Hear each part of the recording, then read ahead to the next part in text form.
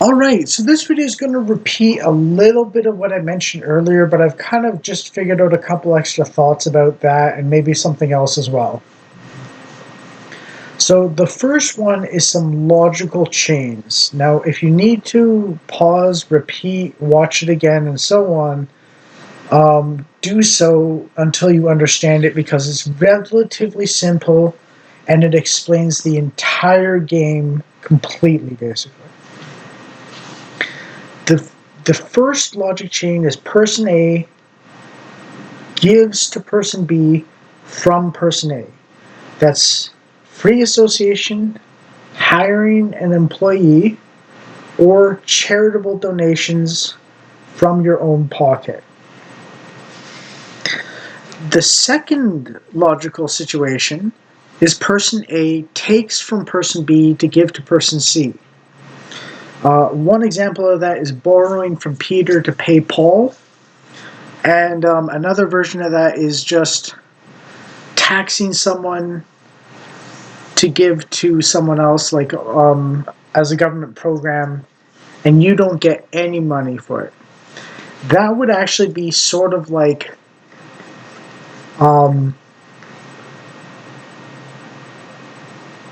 that would almost be decent compared to the next stuff. Well, no, it is decent because person A isn't personally benefiting, so it's much more decent than the next logical chains. There's two more logical chains after this, and they follow the path of the person A taking from person B to give to person C thing. There's two versions of this on top of that, subgroups. There's person A takes from person B to give some to person C, and also takes some for person A from person B. And what that means is person A has a reason to tell person C they deserve person B's money. Literally, and the foot soldiers of socialism and communism look at the taxpayer or the hardworking man and go, I want his stuff. I'm going to support person A to be in power and have the army at his disposal so that he can forcefully take from person B to give to me. And I don't care if he gets a little bit as well. Of course, that leads to a lot of state overreach, and eventually it becomes so inefficient that even person C doesn't really benefit in truth because of the pure dysfunction of that system, hence why communists always starve, and why under 8 years of socialism on disability, with a subsidy for about a third extra money compared to normal disability, I make about half the money buying power that I made on just disability 15 years ago. So that's why I'm against socialism. Even though I believe in basic welfare and disability should provide comfort, and I believe that two people on disability should be able to afford and have a little bit of comfort and afford a child of their own. Because I'm very much a pro as many people having their own child, at least one, as possible. Democratize childbearing, or child having, basically, for our people, basically. Okay. There's another version of this, which is similar to that description that I gave just now about the logic chain, but it's a little different, and there's a purpose for this.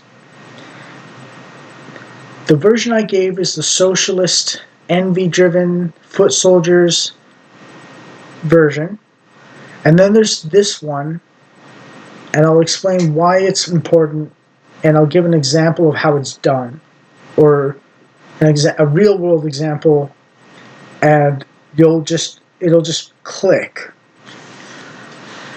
Person A takes from person B and gives all of it to person C, who then gives a little bit of that all of the money he took from person B to give to person C, and gives it to person A.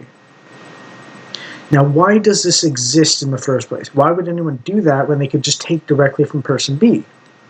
And the answer is Because if person B doesn't see person C giving the money to person A, he doesn't know that person A got money originating from person B, and so on. And the example to give for that is Biden taking US taxpayer dollars, giving it to Ukrainians, and then Ukrainians giving kickbacks to Biden's family directly. 10% for the big guy. It's literally those 4 logic chains, and that's all it boils down to. It's a giant Ponzi scheme, and you're not in on it, but you're stuck in it. Like the swamp. As soon as you realize this simple logic is all it takes, you're golden. Now, I do believe that person A taken from person B to give to person C and taking a very small amount for person A so that they might make $100,000 a year total if they're giving $25,000 a year to person C in terms of current Canadian dollars, or $30,000 or $35,000 to person C, taking from person B like 5% of his total income, right? Then if he's making like $55,000, right? So he's basically taking like, you're taking like $2,000 off of someone making $55,000, you're giving $35,000 to someone who's unable to fend for themselves, right? Like, and that's weighting it against people not making that much money compared to what my actual system is, as I explained in my taxation video. But I believe that's acceptable, but it should be as minimal as that, basically. And I want to stress, I'm overemphasizing how much someone making $55,000 should pay in taxes compared to my actual beliefs. But it's just a simplistic way to put it, basically. It would probably actually be more like $50 or $100 off someone making $55,000. So, like, it's like, and that's a year basically. So it's like, okay, fair enough, I guess, for someone who can't earn money because they're disabled or in between jobs or something like that. Okay, it's literally those 4 logic chains, and I believe that the third one of person A getting a little bit from person B and giving a reasonable amount to survive to person C from a bunch of person B's is acceptable, tolerable, possibly a necessary evil, because I believe simultaneously that that the rule of he who does not work shall not eat is mostly right for those who can work, but also we are our brother's keeper for those who can't fend for themselves legitimately. And for those of you who don't know, they're both biblical sentiments. The actual reality of the phrase brother's keeper is Cain and Abel, after he murdered Abel out of envy, which is what socialism and communism is, saying to God, "Am I my brother's keeper?" when God asks, "Where's Abel?" So where's Abel?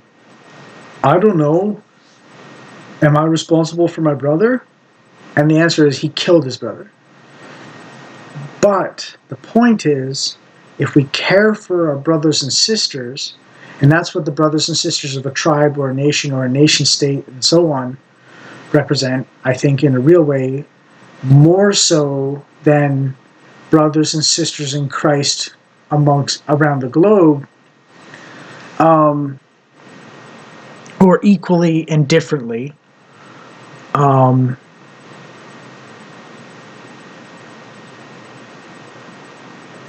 That's how I would approach it. So it's a little amount of brother's keeper enough for a little bit of the disabled to have a comfortable life, and for those who are in between jobs to basically survive because they're supposed to find a work as soon as possible, and low taxation so that there's a lot more investment in business and a lot more jobs opened up because people are making real wealth, real stuff, like I explained in my previous video. And the best social program is a good paying job, as far as I can tell, that someone can actually handle. Personally, the only things I can really do are video content creation and, in the past, newspaper delivery. I don't know if I can even do that now. I'm not sure. But the routes in my area are taken, and it's kind of unsafe at night or early morning when the newspapers will be delivered. So I'm a little afraid to try to get a paper in my current area of the city and so on. So I guess safe streets at night and daytime and morning and evening is something that's also important. We've got food deserts sort of in a way going on in some places, sort of. At least a bunch of convenience stores closed down because of the constant stealing that the riff-raff junkie hobo population did. And they're kind of a threat and danger sometimes, so a lot of people like to avoid the area that they congregate in. And it's just rough all around and so on. So please don't think too lowly of me and so on. I'm actually pro-low taxation and so on. And I do want to do newspapers if I possibly can, safely. And I did them for about 9 or 10 years, so I'm not afraid to do the physical labor of carrying newspapers around for 3-4 hours a day, basically. About 20 hours a week, which is about half full-time, doing that. And I did try to do hard labor at work sites and stuff like that, but I was just like, I literally shut down and started hyperventilating, except I could barely catch my breath while doing what would normally be hyperventilating for like half an hour straight from my overexertion. And I could barely last like 1.5 hours out of 5. And so they stopped picking me for the day labor stuff and so on. So I'm a bit of a failure in that regard. But I did try my absolute best to do it. Even though I'm naturally more of an intellectual than a physical laborer. But I put my best effort into it, and I just sucked at it, basically. And that's why I can only do newspapers, which is reasonably lightweight, literally lightweights, maybe up to 30 pounds at a time, and intellectual work like content creation for videos for YouTube and stuff like that. In short, I'm very autistic and schizophrenic, and I live in a dangerous neighborhood. So I might be a little biased in Brother's Keeper thing because I rely on it, but I've always kind of felt that some of it's necessary, even before I was on it, basically. Yeah. Anyways, hopefully I'll earn popularity and have good thoughts and wisdom and insightful commentary, and I'll earn popularity, and then I'll open up a donations page, and then I'll earn money by being a wise person who has good advice and so on, and then make a career doing that or something. And if I fail at this YouTube channel for serious topics, I've got a backup plan where I'm going to save up for a gaming computer, buy a gaming computer, buy the latest games that are half decent at least, and try and be funny and whimsical and just have fun, and invite people along for the ride, and open up a donations page again, possibly. If I'm or open up a donations page if I'm popular through doing it. But I'm not going to open up a donations page if I'm not getting traction. So I'm never going to put anything behind a paywall as far as I can tell.